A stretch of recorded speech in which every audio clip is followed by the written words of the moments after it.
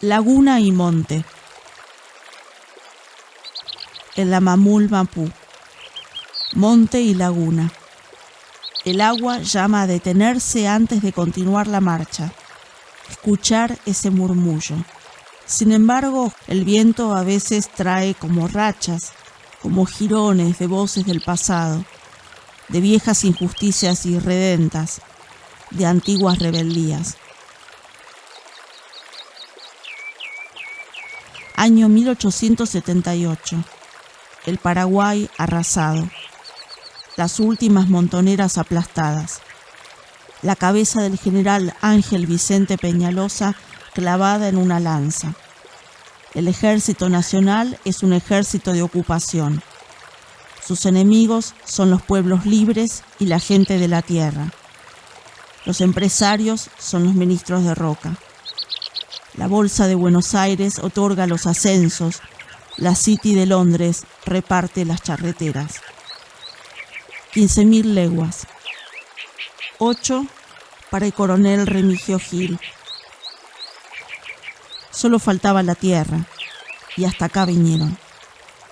5 divisiones del Ejército Nacional se lanzaron sobre la Pampa Central, la Sociedad Rural, el Club del Progreso, el Jockey Club. Fronteras, genocidios.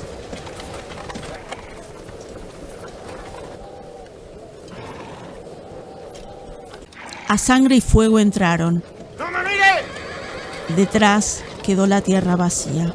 ¡Sargento! Ahora sí vacías. Las ¡Tirando al leguas. suelo, carajo! Las 15.000 leguas. ¡Camine! ¡Camine! 15.000 acallaron. 20.000 voces dicen. Y el humo en el aire todavía. ¡Camine, carajo! ¡Camine! ¡Sargento! Las mujeres violadas por los militares. ¡Lleve la chusma atrás! Los gritos. El incendio. Quedaban al costado los rezagados. Los viejos. ¡Tirando Los al suelo, garrones carajo! cortados de un tajo de sable. ¡Mire para abajo! O capados. Para que se queden a morir ahí, tirados. ¡Camine! Y el ¡Camine! saqueo. Todo. Todo. Hasta los huesitos enterrados. Ahora sí, ¡Camine, carajo! el desierto. ¡Camine! Ahora todo estaba en su lugar. La tierra bien anclada en la pampa. El palacio, la casona en Buenos Aires. Las reses colgando en las gancheras de Londres, en Manchester. Las reses. De las gancheras, colgando. De los garrones, las reses. ¡Tirando al suelo, carajo! La gente de la tierra esclavizada. A Tucumán las hijas de Jean Camil, la mujer, nunca volvieron. A Tucumán al ingenio de Poses 100 pampas, al ingenio de Padilla otros 100, al ingenio de Clementino Colombres 80 y otros más. Y a Mendoza a los viñedos cuantos, a los amigos de Roca, es decir, la nación.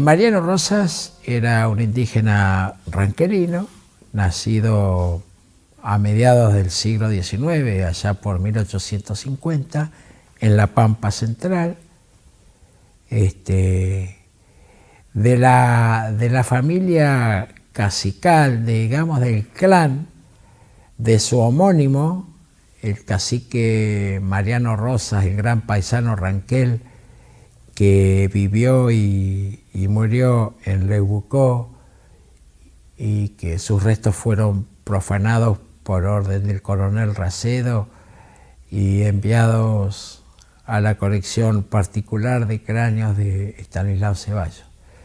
Bueno, este Mariano Rosas, que vive y habita en Santa Rosa, seguramente toma el nombre de su padrino, seguramente fue apadrinado por esas reglas muy rigurosamente observadas dentro de la conformación clánica de la organización social, familiar de los ranqueles, seguramente a través del lacutún, que era la horadación de las orejas, donde había todo un rito donde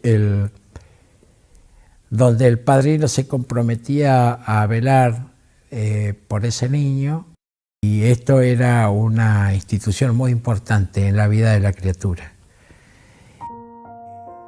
Don Mariano Rosas había sido en 1878 cautivado por el Ejército Nacional cuando penetra la Pampa, con ribetes heroicos. Hay relatos de cómo fue tomado prisionero, la persecución, y dentro de esa persecución le volean el caballo a su compañero que iba galopando a la par, y entonces él para el suyo, lo sube a grupas a su compañero, y bueno, se adelanta un soldado de la turba que lo seguía y le volea el pingo que se les cansó, y caen los dos prisioneros junto con otro grupo. Y son llevados prisioneros, son remitidos en aquellos arreos humanos que se hacían hacia los centros predeterminados de detención. Mi amigo Palacios. Le envío una china para su señora madre. No he podido conseguir otra, por eso no le mando la prometida a su señora. Disculpe a su afectísimo servidor y amigo, Julio Argentino Roca. 3 de abril de 1879. Terminan en la provincia, en la ciudad de Buenos Aires, hacinados en un cuartel militar en calidad de prisioneros. Cuando justamente hay que hacer nuevas remontas para cubrir los baches dejados por bajas en los diferentes regimientos, batallones, militares, o hasta en grupos de la policía de Buenos Aires, hasta en grupos de bomberos de la ciudad de Buenos Aires,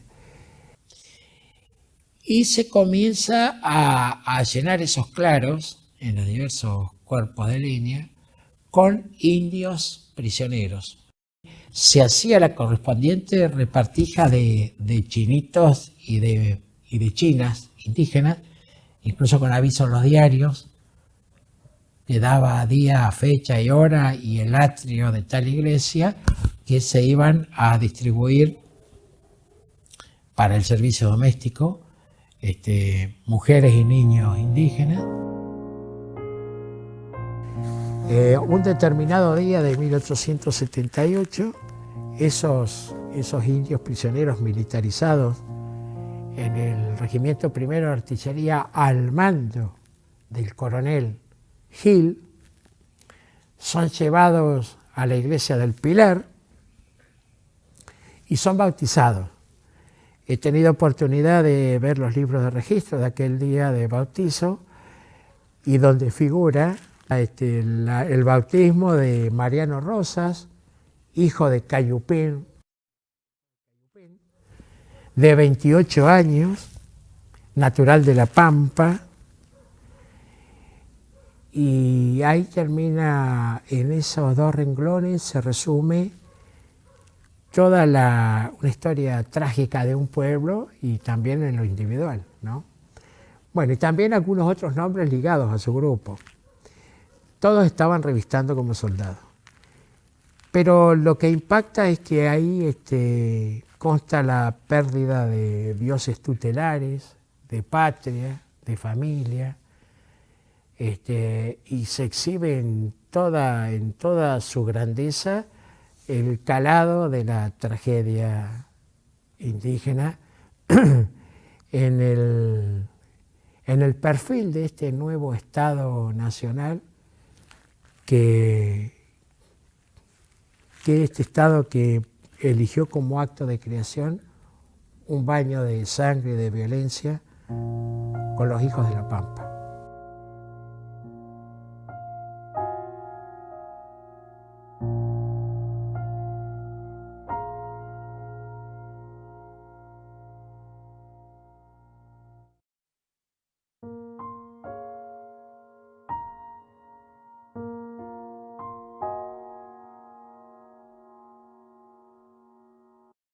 En realidad era una estancia en La Pampa que luego deviene en un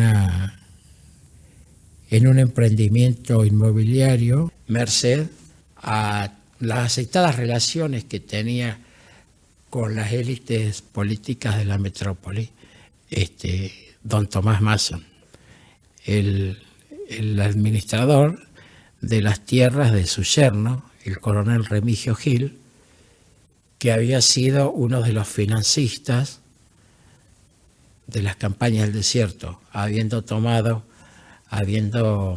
financiado el empréstito de 1878, que financió, que fondeó todo lo que significaba armar un ejército de ocupación en La Pampa y que iba a ser retribuido luego con las tierras a conquistar. De esa manera, Remigio Gil se arma de 2 lotes en el territorio nacional de La Pampa, o sea, 8 leguas cuadradas, 4 leguas de terreno, de territorio por cada lote. Y poniéndole valor a esas tierras, en 1885 decide iniciar un emprendimiento agropecuario,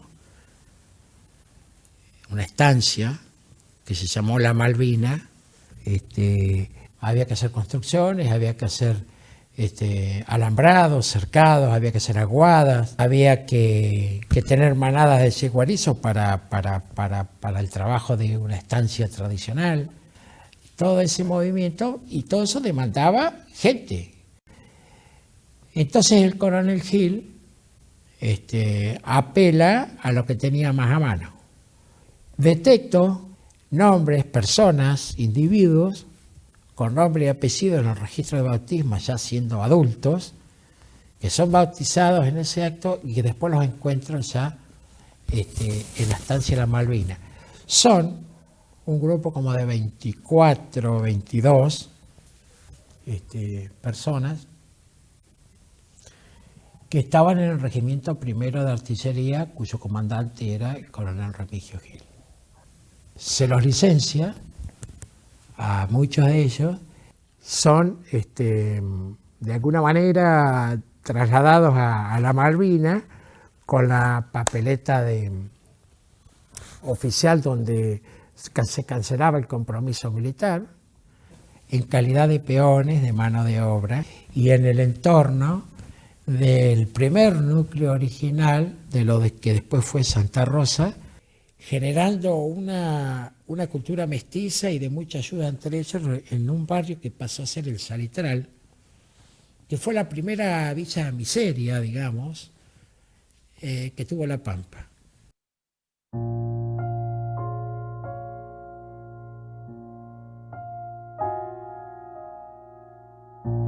En Santa Rosa comienzan a llegar por otras vías y en otros momentos, más o menos en el lustro siguiente, determinadas personas que, pasada la ráfaga y la tormenta, así el vendaval que los desparramó, Luego lentamente comenzó, ya en la diáspora total, en la desunión, comenzó toda una tarea de búsqueda que esto hay que rescatar, que aún en el universo, ese mundo frágil pero propio que les quedó a los indios prisioneros, aún así buscaron los mecanismos para conectarse nuevamente y para tratar de reagruparse, básicamente observando aquella vieja y lejana conexión clánica que nos unía.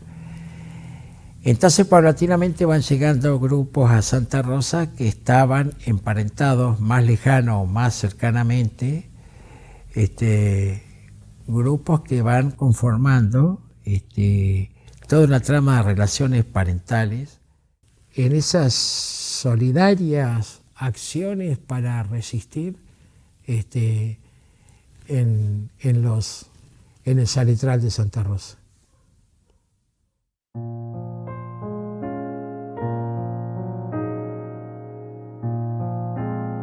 El salitral, la laguna, era un lugar especial, plebeyo al 100%, la pobreza era impactante y donde había también mucha población de origen indígena, ¿no?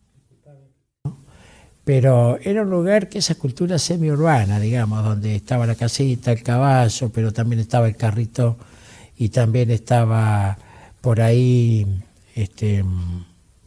una huerta y alguna despensa o boliche, en verano chapoteando en la laguna, o luego en esos playones haciendo interminables jornadas de fútbol. Y en las cercanías de la laguna, pero ya fuera del recinto del salitral, ya en lo que era el pueblo, una cancha de paleta que le decían, se la conocían como la canchita de los malandras. Donde estaba el trinquete estaba también un patio embaldosado donde se hacían bailes que solían ser borrascosos, ¿no? A la terminación.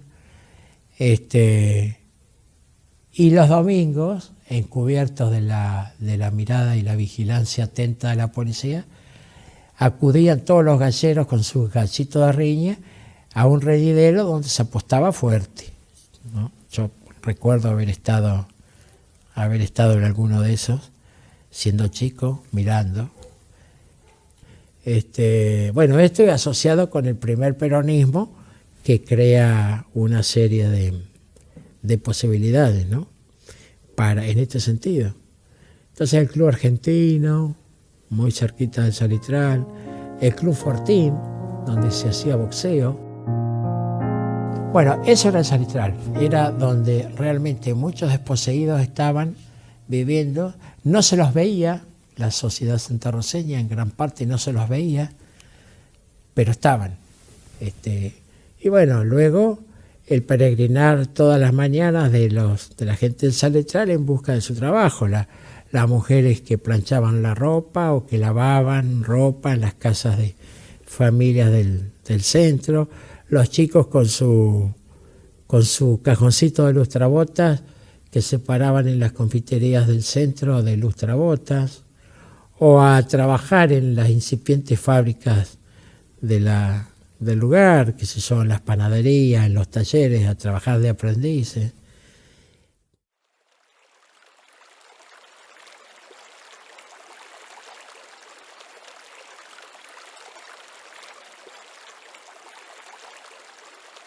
El salitral. Junto a esas aguas quietas crecieron dos mundos. Esos dos mundos estaban ordenados por una ley, por un mandato, por una prohibición. Esos dos mundos no debían tocarse jamás. Esa ley no fue escrita por doctores. Esa ley fue escrita primero sobre los cuerpos y refrendada después por los notarios de Don Tomás, por los escribas del coronel. Esa ley disponía que el olvido sepultaría para siempre a nuestra gente. A los otros los esperaba el progreso, la tierra, zona, lote, fracción, sello, firma al pie. Por ante mí pasó. Este territorio lleno de cristales y reflejos alguna vez fue zona de pasaje, frontera. Estábamos, pero en la oscuridad. Las miradas de los otros pasaban a través de nosotros como si fuéramos sombras de otras sombras. El salitral, la nación que nos había arrasado, ahora nos abría una ventana, lugares desde donde asomarse a los otros. Otras maneras, quizá más amables, de la desigualdad. Una ventana a esos lugares donde olvidar de dónde venimos, olvidar quiénes somos, olvidar las marcas de los cuerpos, la lengua de la tierra, no escuchar más las piedritas que nos hablan, los antiguos, los susurros del viento, convertirse en otro, en otra, no nosotros, nosotras, como si fuera posible eso, como si fuera posible. Y los clubes, el ferrocarril, el box, los bailes, el molino, los boliches, las ruinas de otro tiempo y el prostíbulo, claro, la educación sentimental.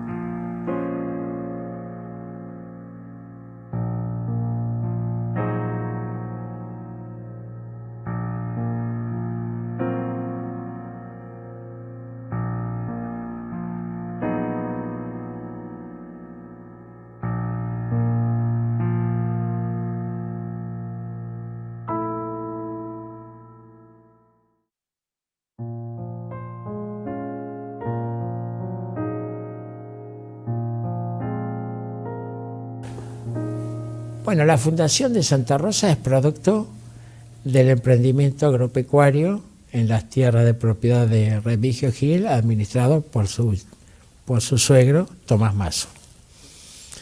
Forma parte de todo un proyecto inmobiliario, de todo un proyecto económico, de esta familia que va a perdurar en el tiempo, prácticamente hasta casi el siglo XXI, ¿no?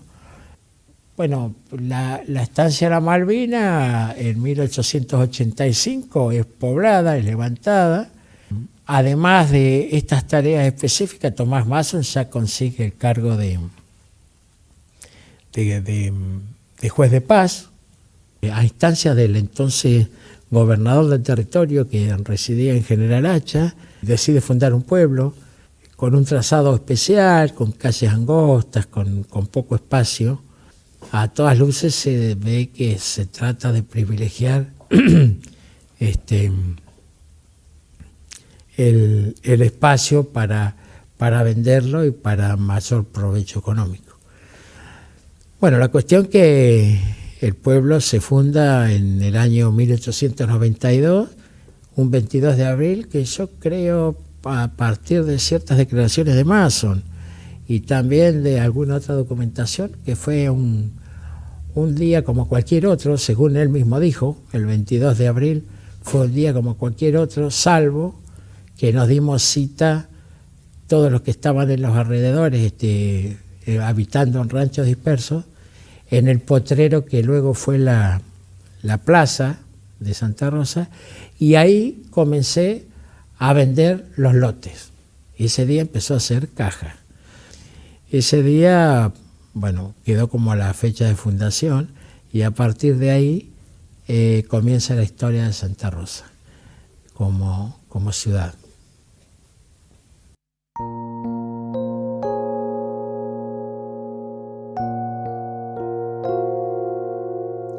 Mariano Rosas, allá para el 1905, radicado en el Montecito Gil, a la vera de la laguna, en el Salitral, ya de Santa Rosa, estaba en propiedades de la Malvina, pero ya estaba el pueblo fundado, la aldea funcionando,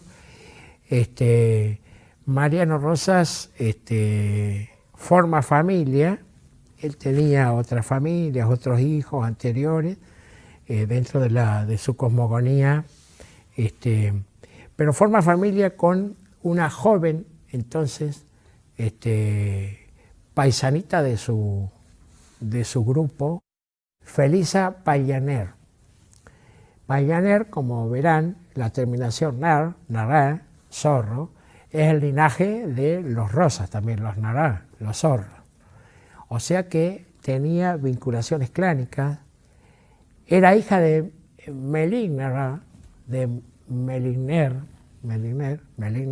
de 5 zorros, un personaje también de la parentela de Mariano Rosas. Bueno, forma familia y tiene hijos con esta mujer en el toldo de ahí de la laguna. Estos hijos, bueno, crecen y una de las hijas, Magdalena Rosas, hija de Felisa Payaner y de Mariano Rosas, traba relación y se casa con el hijo de un pequeño hacendado vecino de origen francés, de Jean Gualde, que además lo contrataba como recero y como peón a Mariano Rosas. Tenían un grado de amistad, de vecindad, de visitas. Mi abuela solía contarme que ella era muy niña y solían irse al toldo de los Rosas.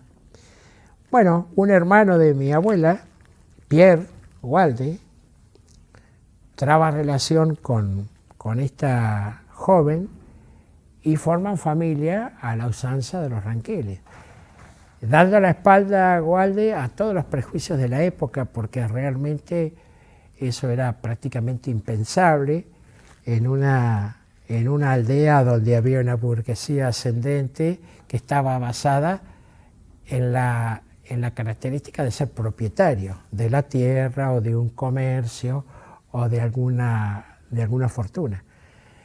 Bueno, dando la espalda a los prejuicios de la época, este hijo del francés Gualde se casa y tiene hijos con esta joven ranquelina, hija de estos ranqueles que estaban radicados en las condiciones que ya hemos hablado.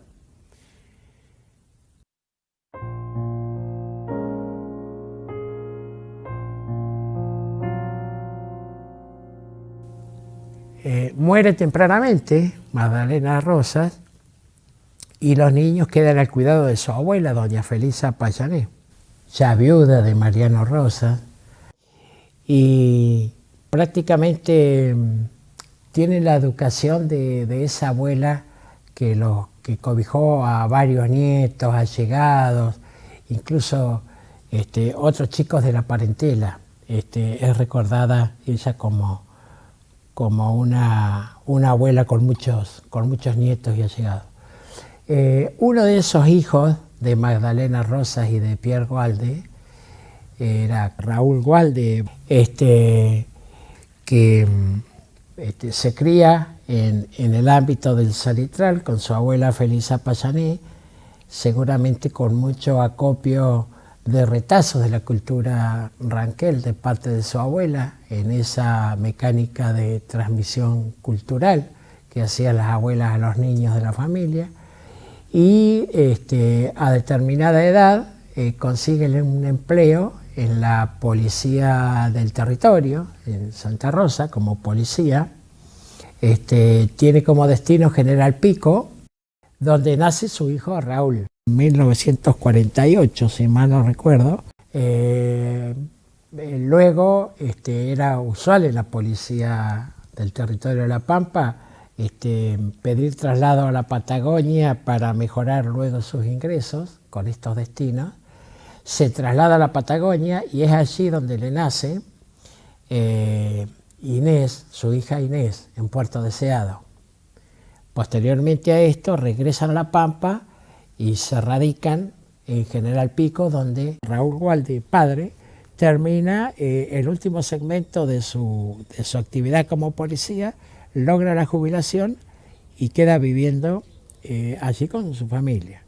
Muere joven aún y la familia queda en una situación bastante precaria y su esposa tiene que trabajar para mantener a la familia y los hijos comienzan así su trayectoria de vida y de militancia.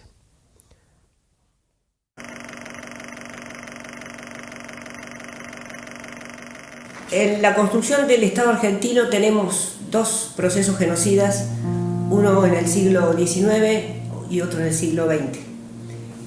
En el siglo XIX el Estado argentino se constituye sobre la llamada conquista del desierto y volvimos a tener otro en el siglo XX, luego del enorme ascenso de la lucha revolucionaria entre fines de los 60 y principios de los 70 de ese siglo. Y los dos se caracterizaron por un largo proceso de construcción previa de ese sujeto colectivo que debía ser eliminado, que era beligerante, que se representaba como subversivo para el orden que se quería establecer, que finalmente era el orden capitalista. Y también son semejantes desde el punto de vista de que sus consecuencias son de largo plazo y actúan hasta en el presente. El sujeto que se caracterizó en el siglo XIX eran las hordas salvajes y se lo condenaba en nombre de un progreso que fue para las clases dominantes. Y el sujeto deleznable del siglo XX fue el finalmente denominado delincuente subversivo terrorista, tan delincuente como había sido caracterizado por el mitrismo y el Estado argentino, el Chacho Peñalosa.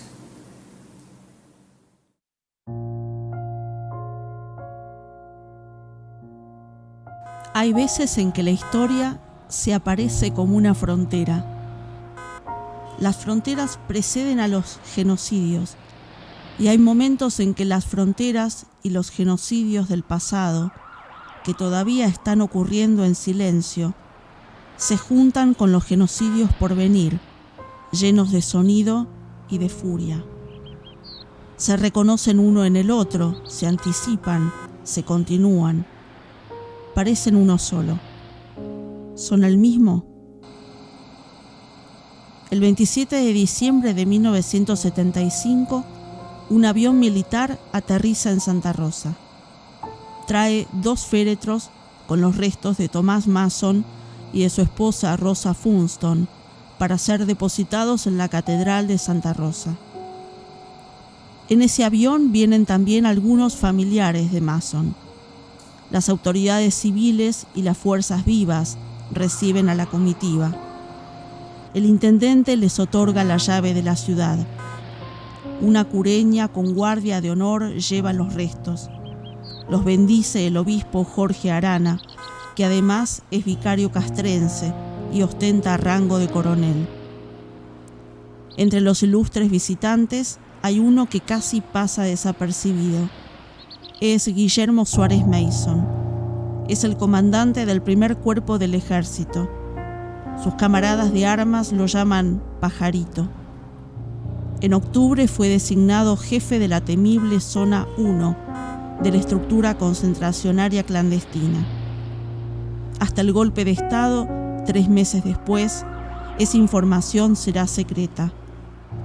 Bajo su mando funcionarán más de 200 centros clandestinos de detención, tortura y exterminio, como el Banco, Club Atlético, el Vesubio, el Pozo de Arana, Automotores Orletti.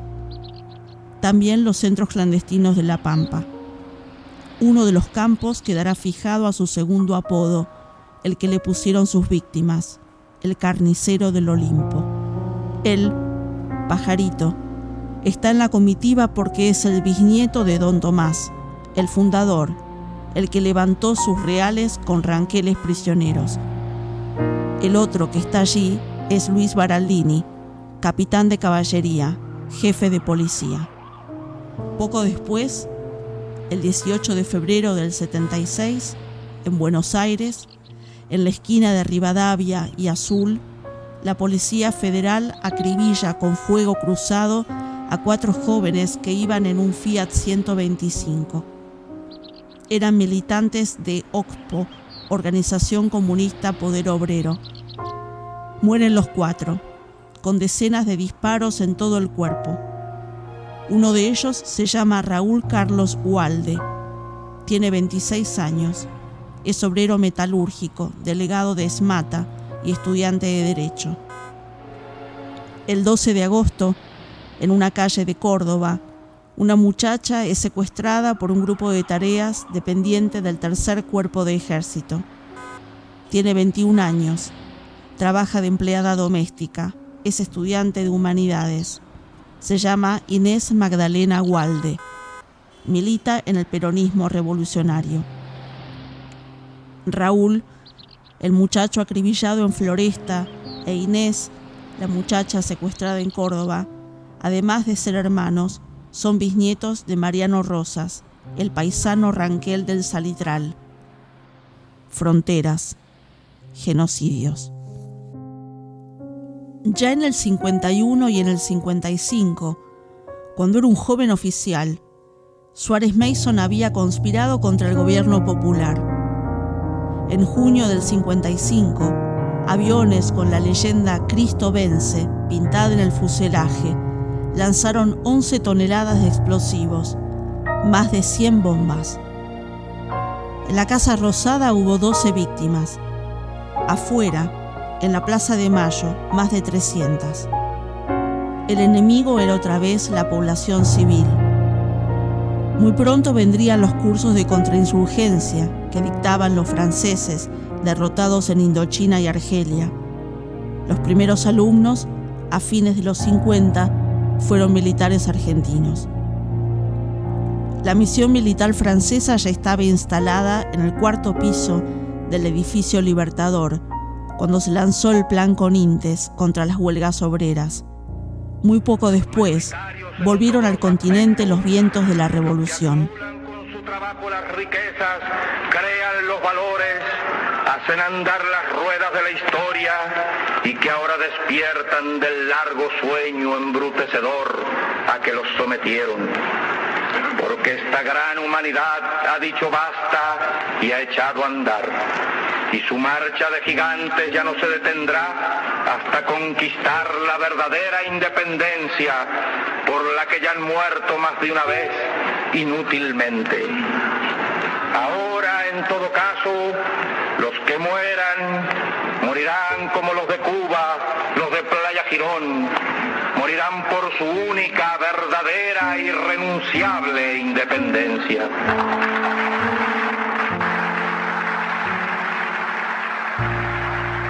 Una marea de luchas y deseos empujaba a la nueva izquierda y el peronismo revolucionario.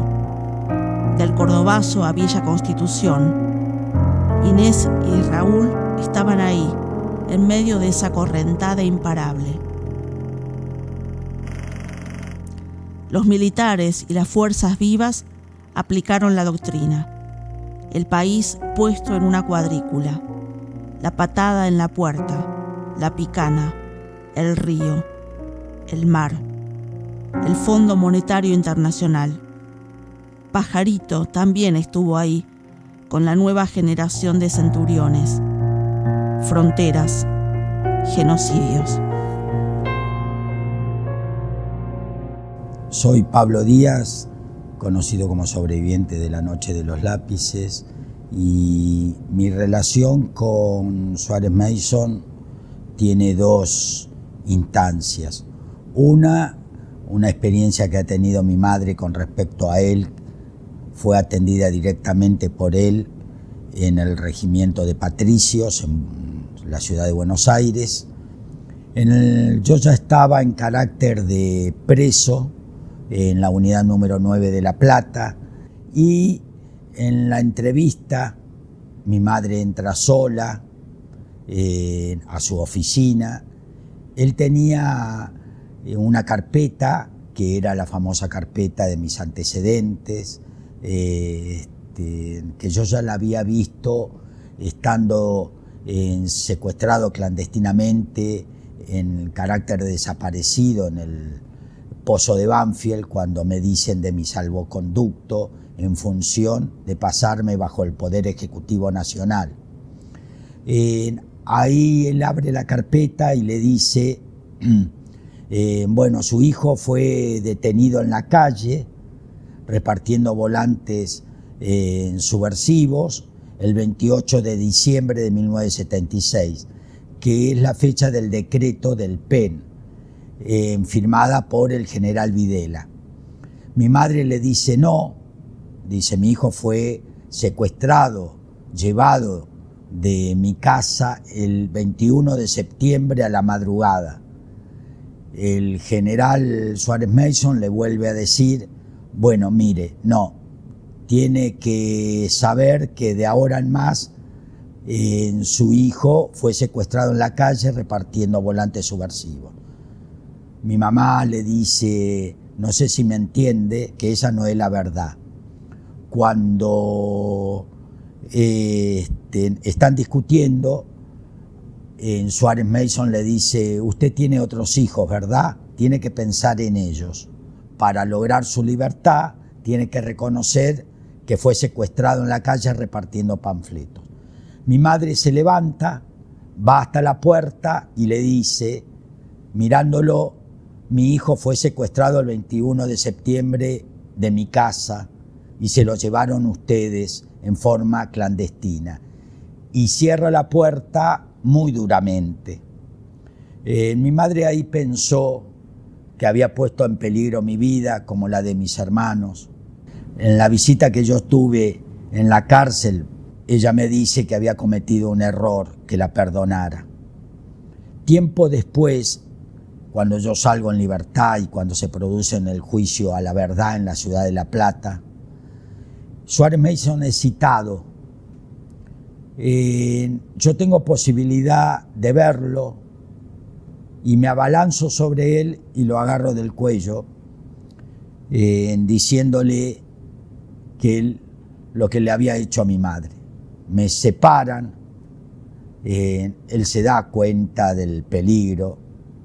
Yo pido perdón después a los jueces ni a los fiscales.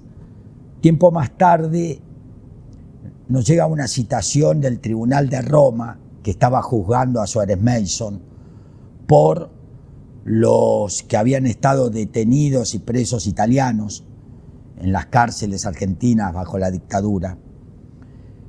Y nos somos invitados a dar un testimonio de contexto, como así se dice.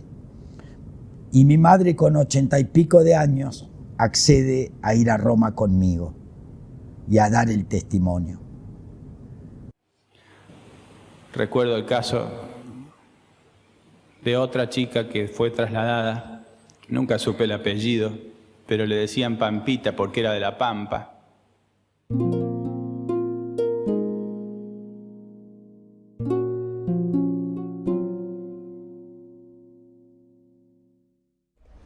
A Inés la conocí en el secundario, en el Nacional República del Salvador, de General Pico.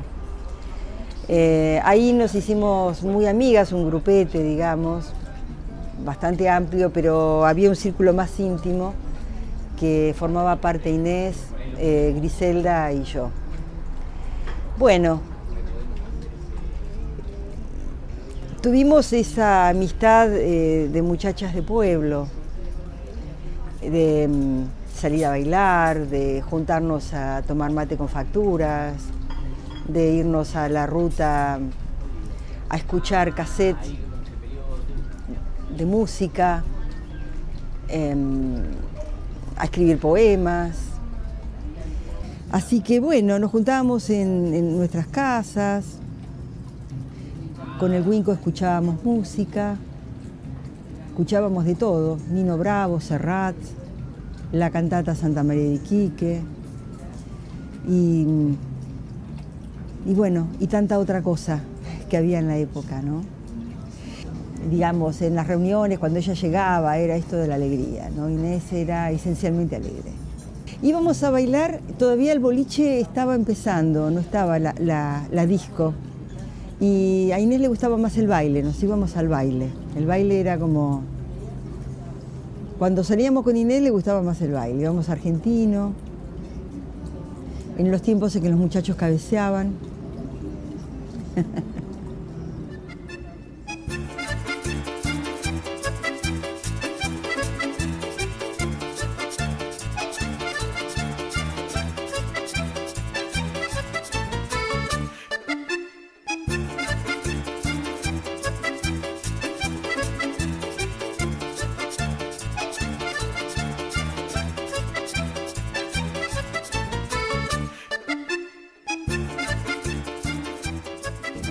En el secundario era muy estudiosa, más que yo, creo. Y bueno, teníamos el profesor de anatomía, el dentista, que era el dentista mío también y de todos, porque era uno de los pocos dentistas del pueblo, don Martínez, que hablaba con la Z. Y teníamos el esqueleto ahí en el Colegio Nacional que le llamamos Felipe. Y decía, señores, este es un hueso corto, y movía, ¿no? Los huesos. Bueno, y nos dio a estudiar el cráneo. Y la verdad es que nos interesaba mucho la anatomía, ¿sí? Estudiar con la Inés. Entonces nos fuimos hasta el cementerio, en el Osario, y los muchachos ahí del cementerio nos daban huesos para estudiar. Y nos trajimos un cráneo que lo bautizamos Simeón. Y bueno, la mamá de Inés, que nos ponía velas todos los días por Simeón, bueno, lo abrimos, qué sé yo, y empezamos a estudiar el etmoides, la silla turca, etcétera, etcétera, ¿no? Así que, bueno, volvíamos ahí en bicicleta con los huesos del Osario.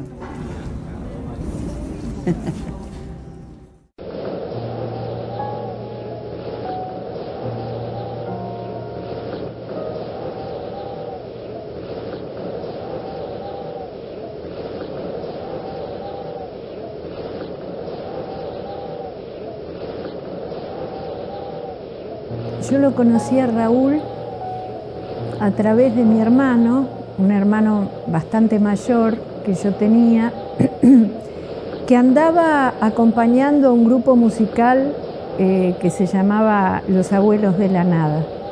Fueron en gira por La Pampa y cayeron a General Pico, y ahí mi hermano conoció a una chica que era vecina de la casa donde vivía la madre de Raúl. Y bueno, se hizo amigo de Raúl, y como Raúl estudiaba Derecho en Buenos Aires y no tenía un mango, lo empezó a invitar a casa a comer. Y yo era bastante antipática con los amigos de mi hermano y con mi hermano. Y bueno, vinieron a comer y él acababa de rendir Derecho Romano. Y yo estaba estudiando Derecho en La Plata y estaba estudiando para rendir Derecho Romano.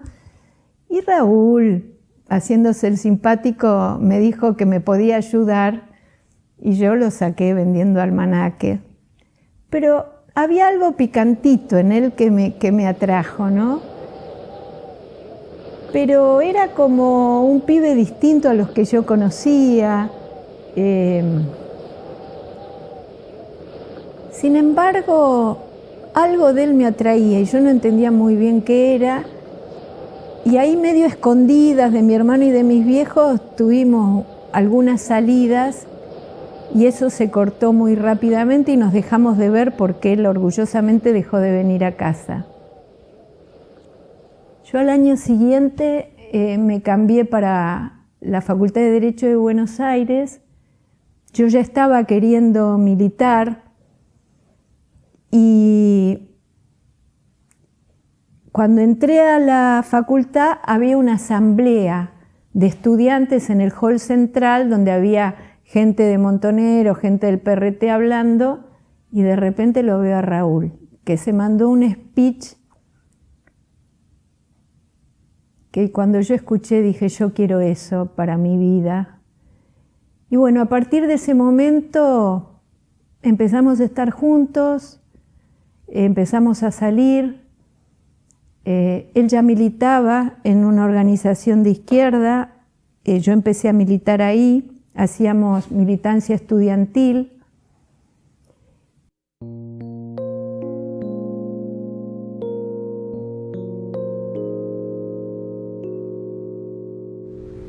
Yo pasé por varias etapas con mi papá, ¿no? Y con agarrar la historia de mi papá, que es mi historia.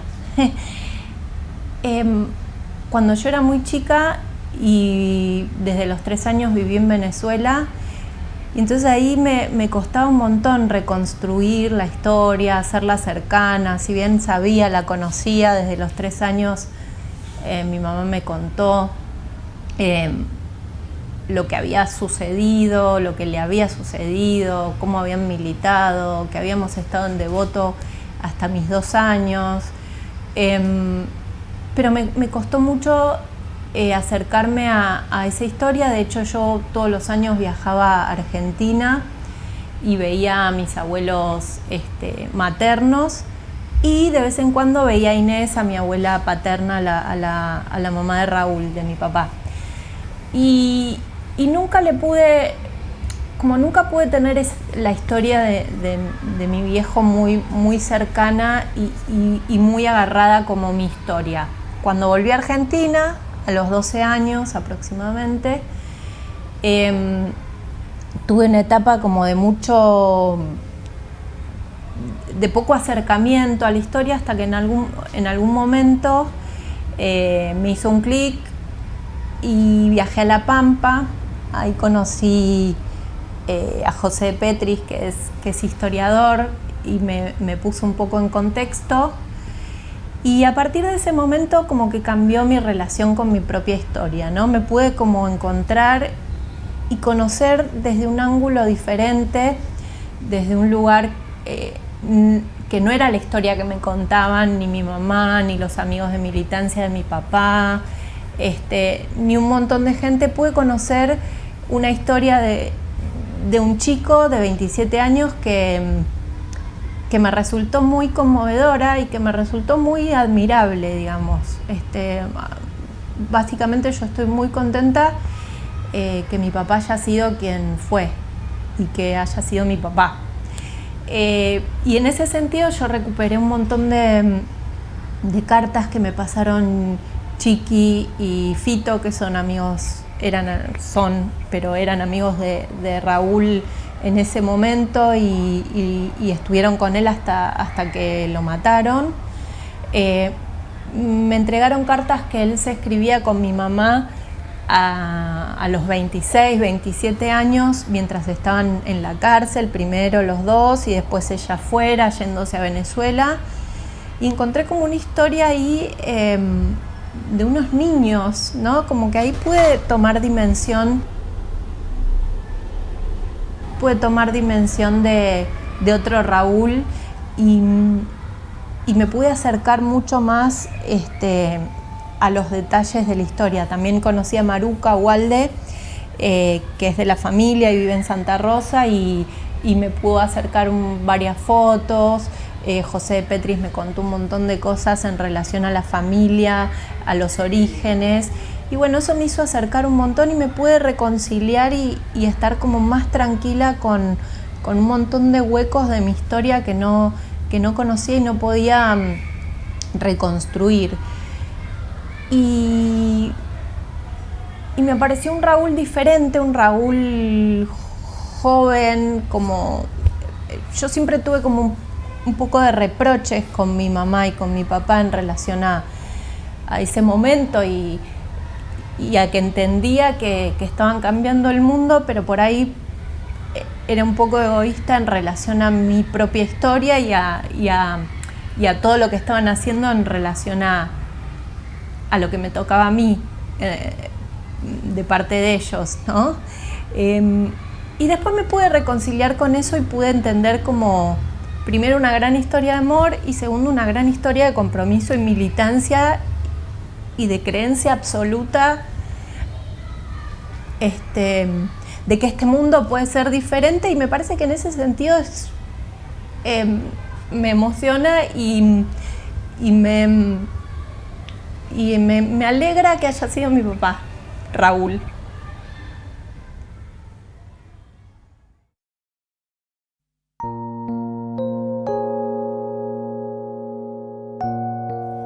Bueno, con Raúl militábamos en una regional medio global de aquel tiempo, que era Capital de Gran Buenos Aires. Como solía suceder en aquellos tiempos, no nos conocíamos, digamos. Uno conocía a los compañeros con los que había empezado a militar, por ahí algún compañero que se había incorporado al espacio en que uno estaba, y a partir de ahí se iba generando una relación. A veces no sabíamos ni los nombres, que es el caso del negro Raúl. Para mí era el compañero de metalúrgicos que venía del MIR, así era la novedad. Nos conocimos con Raúl, a quien apodábamos el negro, en la Facultad de Derecho, calculo que en el año 70, por ahí. Militábamos en una agrupación de izquierda. Y bueno, de Raúl puedo decir que era un tipo apasionado como pocos, para la vida, para la política, para todo, fanático, hincha de River.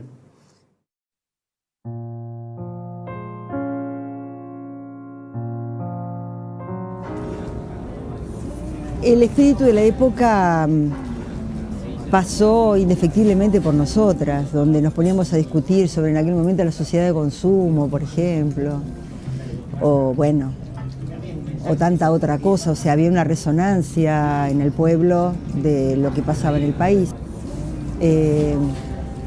Discutiendo con nuestros padres, había toda un mensaje en relación a la solidaridad, a la opción por los pobres, a toda la cuestión del Concilio Vaticano II, ¿no? que impactó y que formaba parte de nuestra sensibilidad social, ¿no? Esto sí formaba parte de las conversaciones, de nuestras charlas y de nuestros intereses, ¿no? Inés también estaba muy influenciada por los mensajes, las cartas y las opiniones de su hermano, ¿no? Que cada 2 por 3 venía al pueblo y hablaba, o ella lo iba a ver. Y era la que más motorizaba por ahí el tema de la conciencia social. Todo esto que formaba parte de nuestros debates, estaban en el plano de adolescentes de un pueblo, digamos, no se movía de ahí. Cuando viene el momento de la universidad, yo me voy a estudiar a La Plata y Inés se va con Griselda a Córdoba, porque la mamá se traslada a Córdoba. Y entonces ahí tuvimos un primer alejamiento. Nos carteamos creo que una vez por semana. Creo que recibíamos cartas una vez por semana, no existía el WhatsApp. Eran cartas una vez por semana que nos mandábamos.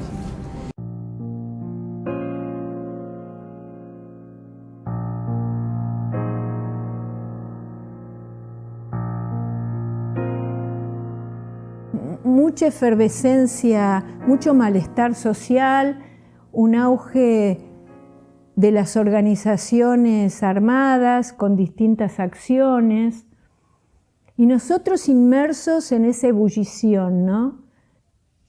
El 18 de julio del 72 nos casamos y ya no podían ir los compañeros. Nos casamos porque en la organización había un criterio de que convenía estar legalmente casados.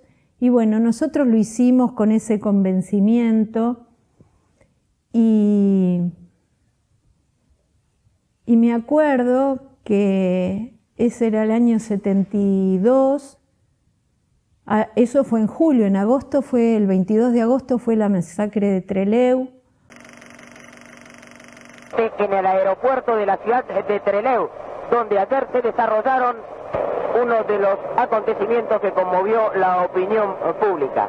Un avión de la empresa Austral de similares características a este y exactamente en posición similar, fue abordado por 6 individuos que... Creo que usted no ha entendido perfectamente. Es decir, nosotros nosotros no hemos elegido la violencia por la violencia, cuando no, es decir, como decían los compañeros, en la medida en que no nos dejan elegir otra vía, tenemos que optar por la violencia. ¿No es cierto? El gobierno reprime cualquier manifestación del pueblo, por más pequeña que sea. Mata a un obrero de Peugeot, no sabemos por qué, lo secuestra, lo mata. Mata a obreros, a gente del pueblo porque pide por las tarifas eléctricas. Mata por cualquier cosa, ¿cierto? Nuestra violencia es la respuesta a esa violencia, la respuesta a la violencia del capitalismo. El pueblo tiene programas elaborados en Huerta Grande, en La Falda, programa de la CGT Los Argentinos, el 1 de mayo. En ese sentido, toda la discusión la haremos frente a las masas.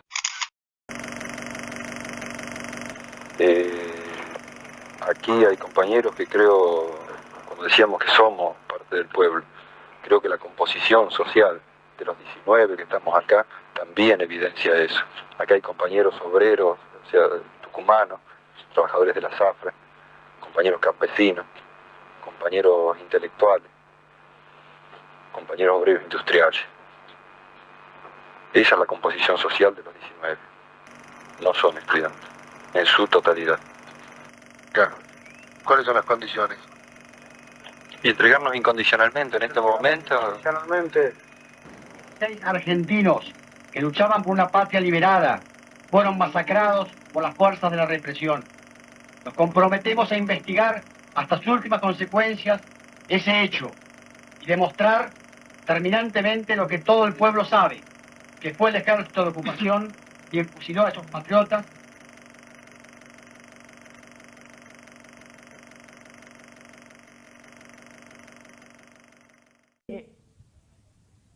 En el 71 había ocurrido el Viborazo, que fue esas movilizaciones obreras donde por primera vez había banderas entre los obreros de las organizaciones armadas, y eran obreros luchando, por un lado, por la vuelta del peronismo, pero también por el socialismo. Hubo incremento en las acciones militares, aparece la NUCE con el Gran Acuerdo Nacional, el llamado a elecciones para marzo del 73. Esas elecciones, para mí el año 73 fue paradigmático, porque si yo lo pienso, llaman elecciones, gana la fórmula Cámpora Solano Lima, eso fue en marzo. Yo ya estaba embarazada de Yara, nuestra hija, tenía como 5 meses y sin embargo el 25 de mayo fuimos a Devoto a liberar a los compañeros, eso fue conocido por el Devotazo. Eso fue en mayo. En junio fue Ezeiza, yo ahí ya no podía ir porque ya tenía una panza muy avanzada, con todo lo que sabemos que pasó en Ezeiza. En septiembre gana Perón, o sea, todo eso pasó en el 73, con un ritmo imposible de poder dimensionar. También en el 73 había nacido Yara. Nosotros estábamos clandestinos, laburando, militando en fábrica, Raúl con entrenamiento militar, en 2 lugares distintos, cada vez viéndonos menos. Había una conjunción de factores de decisión política racional y emocional, pero también había miedo por la represión, miedo porque el compañero no volviera, miedo porque le pasara algo a Yarita. Todo eso era un cóctel que de alguna manera, junto con eso y con no lograr coincidir nuestros horarios y nuestros encuentros, nos fuéramos desencontrando con Raúl y de alguna manera nos separamos.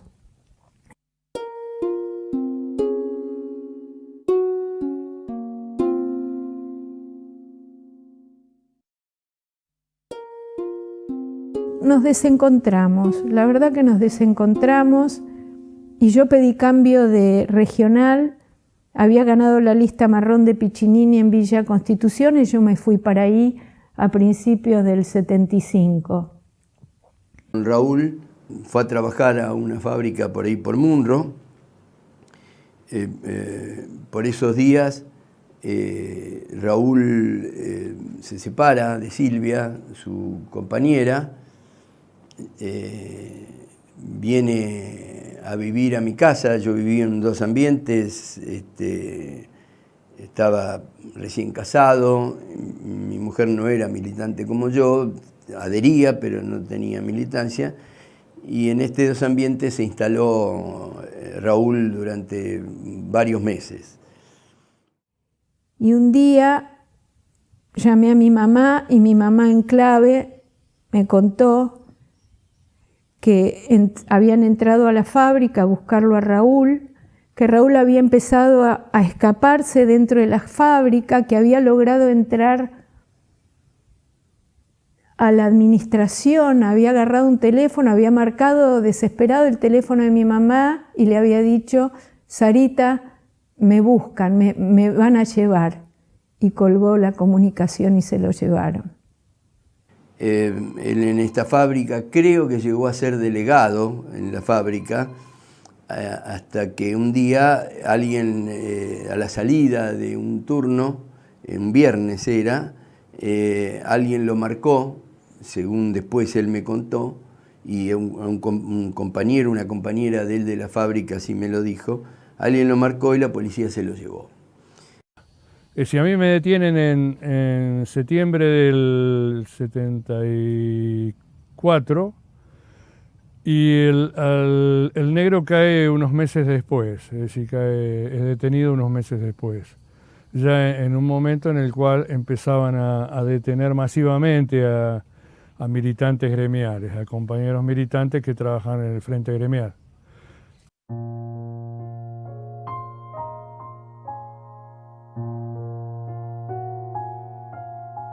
Porque el negro Raúl tenía una virtud que compartía el compañero que cayó conmigo, Carlito Ferrari, que eran grandes futbolistas. Y en la cárcel no solo se medía la medida de la organización a la que pertenecías, o el cargo que tenías, o los años de militancia, o el saber político, digamos, sino que además sabía jugar al fútbol, y yo era un inútil. Y estos dos eran maravillosos, eran realmente maravillosos. Así que Poder Obrero, con la llegada del negro y la estadía de Carlito, pasó a ser una organización importante en el pabellón 6, en el celular 6. Un Citroën que teníamos, éramos 4, íbamos a hacer instrucción de tiro. Ahí, y estaba la policía, y entonces nos iba a parar el Citroën. Raúl, rápido, como era, inteligente, llevaba un gorro de River, yo no lo había visto, y una bandera de River. River jugaba con Central ese día en Rosario, él sacó la bandera por la ventanilla y el gorro y le gritaba a la policía, River. Claro, la policía se rió y seguimos yendo. Es una noche que estaban silenciados los pabellones de mujeres, el 49 era el pabellón de mujeres, que estaba enfrente, un pabellón más bien chico y no de celdas, sino de camas cuchetas, y el pabellón nuestro, el celular 2, había un silencio total, se escuchaban radios nada más, en ese tiempo teníamos radio. Y el negro abrazado a la radio en su cama y todos mirándolo a él, digamos, teníamos la puerta abierta y además de los 3 compañeros que lo acompañábamos en la celda, había una multitud ahí en la puerta acompañándolo. Termina el partido, gana River, gana el campeonato y el negro se pone a llorar. Dice, 18 años esperando y no lo puedo ver, estoy acá. Hago un esfuerzo yo por no lagrimear, porque realmente fue... Y las compañeras vivándolo del lado de enfrente, compañeras que jamás le habían visto la cara. También era un desesperado y un fanático irracional de River, tanto que cuando nació Yara en septiembre del 73, en octubre era el Día de la Madre, era mi primer Día de la Madre, y jugaba a River. Y yo había hecho comidita para que festejáramos el Día de la Madre y él caminaba nervioso por el departamentito que teníamos, parecía un león enjaulado. Hasta que le dije, negrito, ¿vos te querés ir a la cancha? Sí, pero ¿cómo te voy a dejar el primer Día de la Madre? ¿Vos querés ir a la cancha, negrito? No te enojás, Silvita, si voy a la cancha, no. Y se fue como una flecha a la cancha, y eso también lo pintaba de cuerpo entero, ¿no?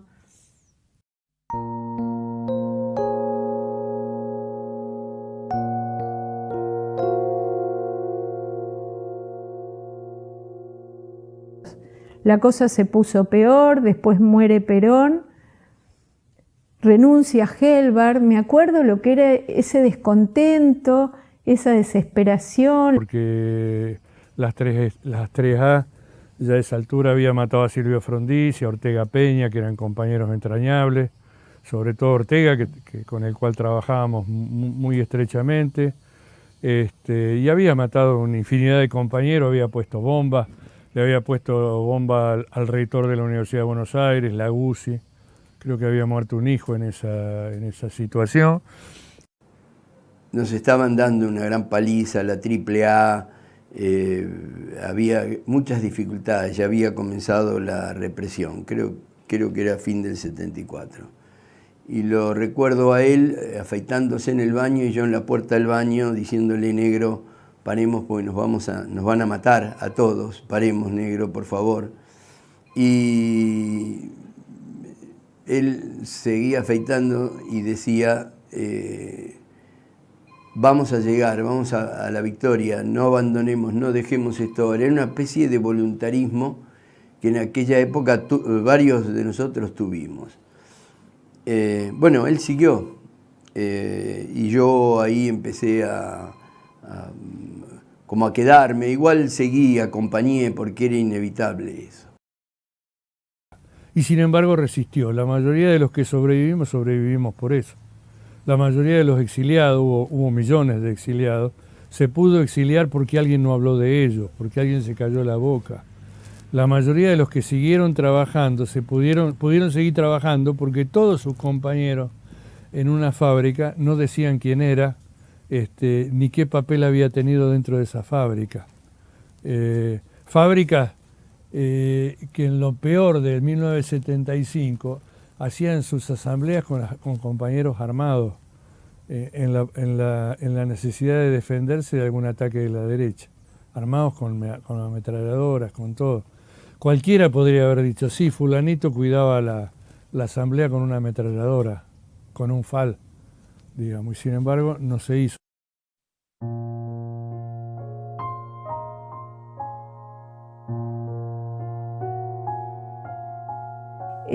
En el 74 se crea ORPO, la Organización Revolucionaria Poder Obrero, con la conjunción de Poder Obrero de Santa Fe, el Obrero de Córdoba y el MIR de Buenos Aires. Y nosotros pasamos a formar parte del ORPO, que después, al año siguiente, va a conformarse como OCPO, con el ingreso de FAL, de gente de Filo, de Buenos Aires, y alguna otra gente más de La Plata.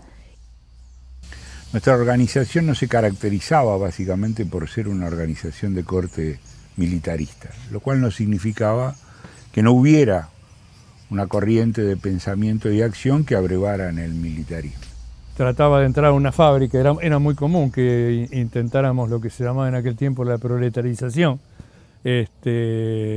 porque se entendía que era una doble vía, ¿no? Uno se hacía mejor persona trabajando en el frente gremial, en una fábrica, y por otro lado podía aportar a la formación de compañeros de esa fábrica. Que en realidad era una organización que tenía que realizaba acciones militares, pero que no tenía la intención de ser militarista. Había ahí una gran puja por lograr eso. Pero bueno, después fue tomando la línea de lo que en aquel momento se llamaba el socialismo revolucionario, un poco la idea de una izquierda no autoritaria, es decir, un cuestionamiento al estalinismo, una izquierda no pacifista, es decir, un cuestionamiento a los PC del mundo, y una izquierda no gorila, lo cual hasta el día de hoy es un tema a tener en cuenta en la vida de las personas, digamos. Consideraba que estaba en una situación prerrevolucionaria la Argentina y ahí convergió en esa época con Montos y con Perreté, algunas veces con uno, y creo que ahí hubo un intersticio entre ambas organizaciones donde en ese preciso momento, en esa coyuntura, se instaló como una tercera fuerza. Y creo que eso fue la posibilidad de OCPO de tener predicamento en ese momento preciso de la historia argentina.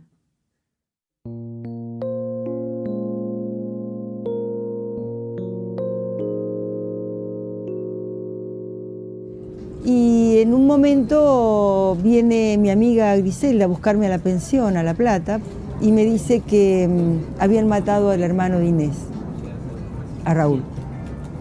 Nos tomamos el tren a Pico y cuando llegamos creo que Inés ya estaba, Raúl no había llegado, todavía el cuerpo no lo habían traído. Y fue un momento oscuro. El entierro iba a ser a la noche. Inés no lloraba.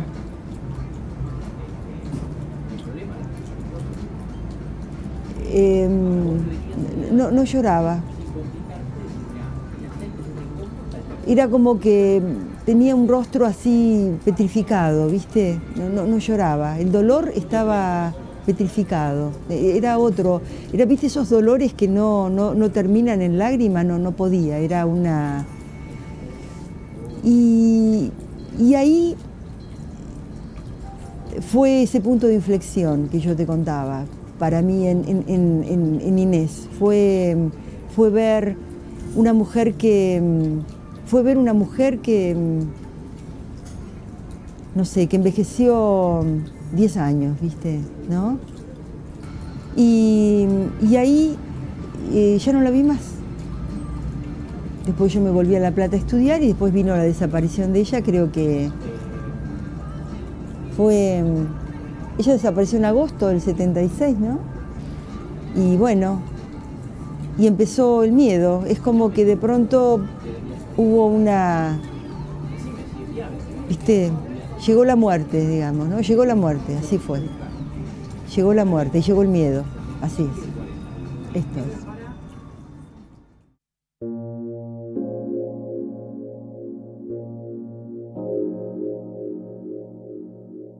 Una mañana me levanto a desayunar, prendo la radio como hacía siempre, escuchaba el informativo a Biasati y dicen 4 terroristas o guerrilleros murieron en un enfrentamiento y nombraron a 4 compañeros míos, Luis Titunic, Raúl Walde y Langa era el otro, no recuerdo el apellido. Bueno, fue terrible enterarme de eso. Yo primero no creía, era mentira la radio. Bueno. Después me puse a llorar, por supuesto, y no tuve ya más contacto con la familia, solamente con Silvita, su ex, y su hija Yara. En un traslado de materiales, los detecta la policía en un auto, los cerca y los masacra, digamos, los ametralla dentro del auto. En Floresta, entre Froles y Floresta, si mal no recuerdo, Bueno, el lugar exacto donde los mataron se puso una baldosa de la memoria no hace muchos años. Se realiza una acción en la ciudad de Buenos Aires que consistía básicamente en trasladar materiales de una regional a la otra. Y en ese traslado yo intervine junto con otros compañeros. Fue una cosa muy, digamos, sin mayores riesgos. No hubo ningún riesgo para correr. Y una semana más tarde, otro grupo de compañeros ensaya la misma vía para hacer el traslado, y esta vez la represión estaba en alerta. Y los estaban prácticamente esperando. Ahí es donde ocurre un primer tiroteo. Raúl iba con otros 3 compañeros. Logran escapar, iban en un Fiat 125. Se dirigen hacia la avenida Rivadavia. Efectivamente esto ocurría entre las localidades de Flores y Floresta. Y en la avenida Rivadavia los cercan varios patrulleros. Y como contaba Mario, son prácticamente masacrados, fusilados a mansalva. Había un compañero en ese grupo en donde iba Raúl que llevaba una ametralladora y la llevaba en un bolso marinero, y el bolso marinero cerrado, con nudo y todo. De tal suerte que cuando son cercados ni siquiera tienen tiempo de responder. No es que hubo un enfrentamiento con todas las de la ley. Fueron masacrados.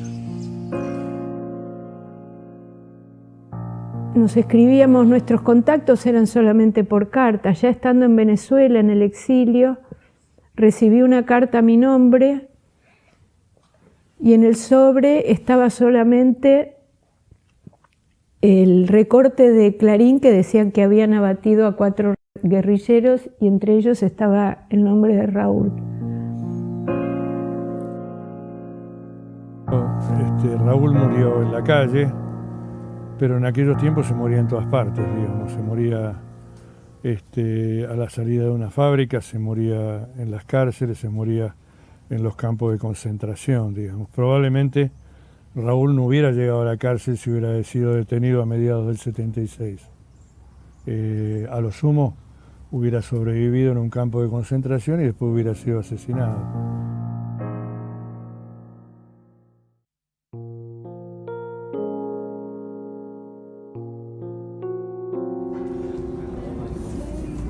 Bueno, pasaron los años y ahí mi amiga de Córdoba estaba más conectada con el campo de la Perla y con la militancia y con esta cuestión, y me llama para pedirme si yo podía tomar algún contacto con Inés, madre, que se había ido a Mar del Plata, para poder ver si podíamos conseguir el ADN. Y yo fui a verla a la mamá de Inés, a Mar del Plata. Y cuando iba avanzando por el pasillo del departamento donde vivía la mamá de Inés, me dice Inés, ¡ay, qué desilusión! Yo pensé que ibas a venir con Inesita.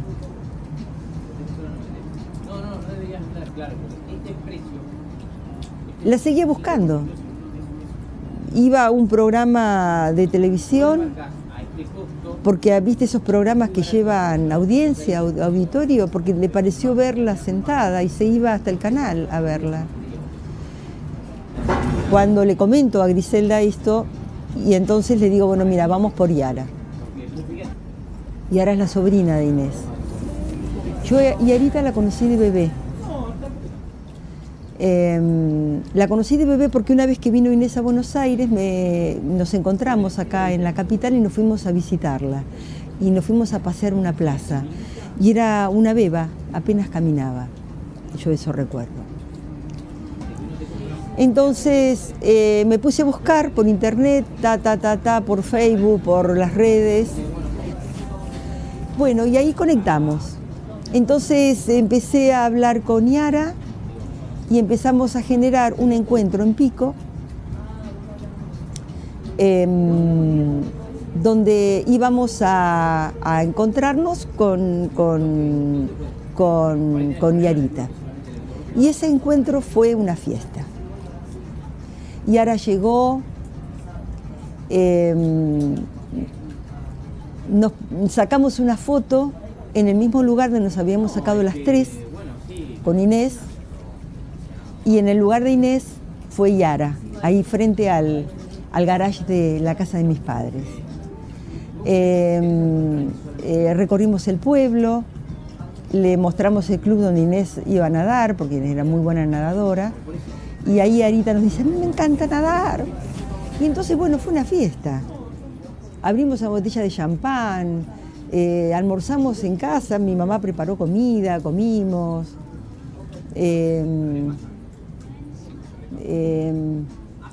Fue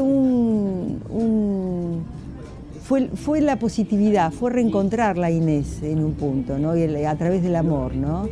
Y bueno, y no nos separamos más con Yara de ese momento, ¿viste? Nos seguimos viendo,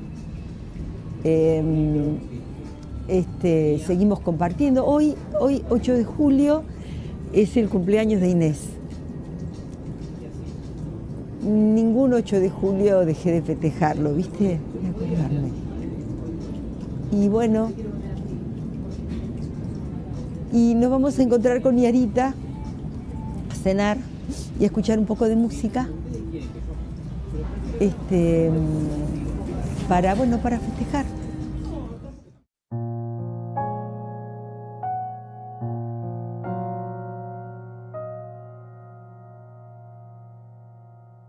Si yo tengo que explicar cómo fue nuestra relación, fue una relación hermosa, apasionada, tumultuosa, de mutua admiración, con encuentros y desencuentros en el contexto maravilloso de la militancia y de ese momento tan especial de la Argentina donde estábamos dispuestos a dar la vida por la patria y por un mundo mejor y donde tuvimos un proyecto que superaba por lejos el proyecto personal de cada uno de nosotros. Y estoy orgullosa de haber sido su compañera. Era el mejor compañero probablemente, digamos, en el sentido... Digamos, me parece que esto también viene bien al hablar del negro, ¿no? El negro sale en libertad. Ya había hecho una vida militante, digamos. Ya podía decir, bueno, tengo una hija, tengo una familia, caí en cana, no delaté a nadie, cumplí mi labor en la cárcel. Bueno, ahora me borro por un tiempo. No, a menos de un año cayó haciendo una tarea militante de nuevo, ¿no? Y fue un amor muy entrañable, una amistad muy, pero muy entrañable. La sigo sintiendo ahora, aunque ella no esté más. Raúl cuando vivió en casa la traía a Yara de chiquita, tenía muy chiquita, recuerdo cuando la bañaba ahí en el baño con la puerta abierta y estaba con ella y se divertía. Bueno, esta es una carta que me escribió mi papá en el año 75, cuando yo cumplía 2 años. Estábamos él, mi mamá y yo en la cárcel de Devoto. Los niños podían estar ahí hasta los 2 años y estábamos muy cerca, pero no nos podíamos ver, así que yo estaba con mi mamá y él me mandó esta carta escrita en la cárcel, por eso tan chiquitita, para que pudiera pasar las requisas, digamos, con una letra mínima, y me encanta. Así que bueno, la guardo y la atesoro.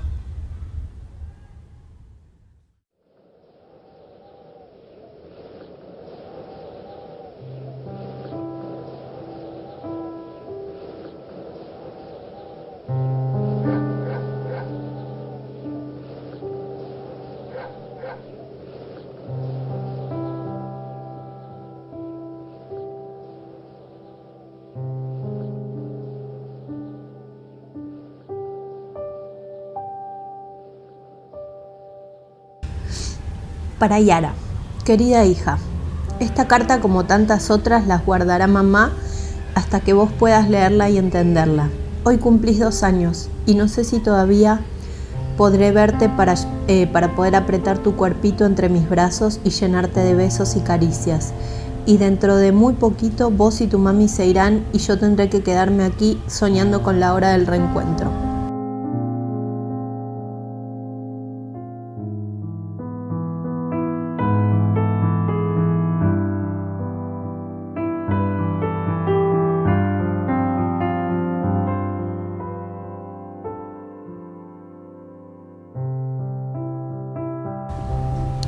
Porque estamos presos, ¿sabes? Sí. Vos, tu mamá y tu papá, los tres en una cárcel muy chiquita. Perdón. Porque estamos presos, ¿sabes? Sí, vos, tu mamá y tu papá, los tres en una cárcel muy cerquita, pero sin poder vernos. Por eso te escribo esto para que porque estamos presos, ¿sabes? Sí.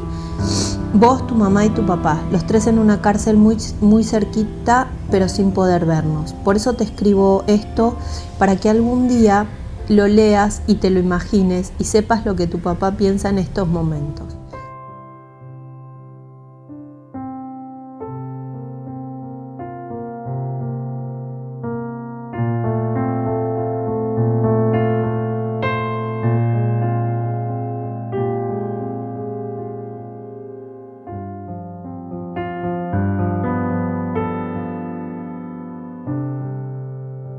Mamá y papá están aquí porque te quieren mucho a vos y a todos los chicos como vos, y queremos que todos vivan felices, que no tengan hambre ni sientan frío.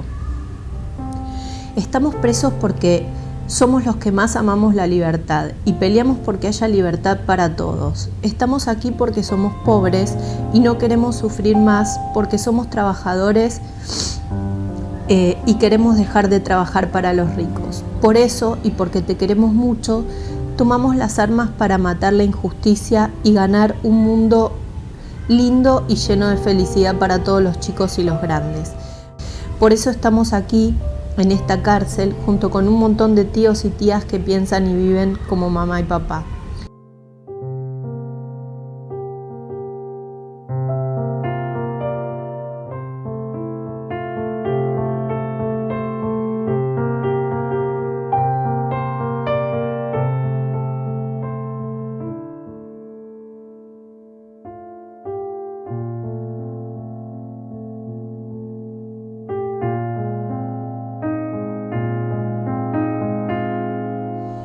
Otra vez, hace mucho, también estuvimos aquí, pero del lado de afuera. Fue un día muy feliz, ¿sabes? Vos venías en la panza de mamá, porque aún no habías nacido. Estábamos los tres con una bandera roja, que es la bandera de los obreros y de los pobres.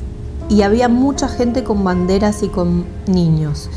Ese día salieron de la cárcel los tíos y tías que estaban presos, como nosotros ahora.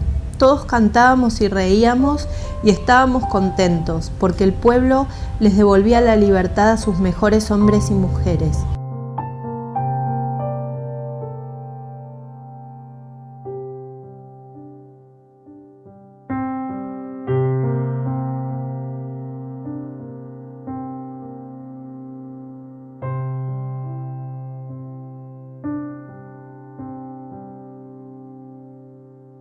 Y después naciste vos y fue otro día muy feliz para mamá y para mí. Porque viniste a llenarnos de felicidad. Ella te explicará lo que pasó después. Yo también lo haré, hijita mía. Pero hoy quiero recordar tu nacimiento. Eras chiquita, fea y hermosa. Todo junto. Un pedacito de mi propio cuerpo. Un pedazo muy grande de mi alma. Fue hace 2 años en un día hermoso de primavera como hoy. Ahora caminás, hablas con tu idioma de angelito, corres y jugás en libertad aún estando en la cárcel, querida hija. Pronto entenderás y serás también como tu mami una mujercita de tu pueblo. Eso es lo único que quisiera de vos, porque así podrás entender por qué celebramos tu cumpleaños en una cárcel. Hijita, pensando en vos estoy llorando pero de pura alegría, porque vos sos la vida que nunca me quitarán, porque vos sos la libertad que jamás me han arrancado. Te adora tu papá. 27 de septiembre de 1975.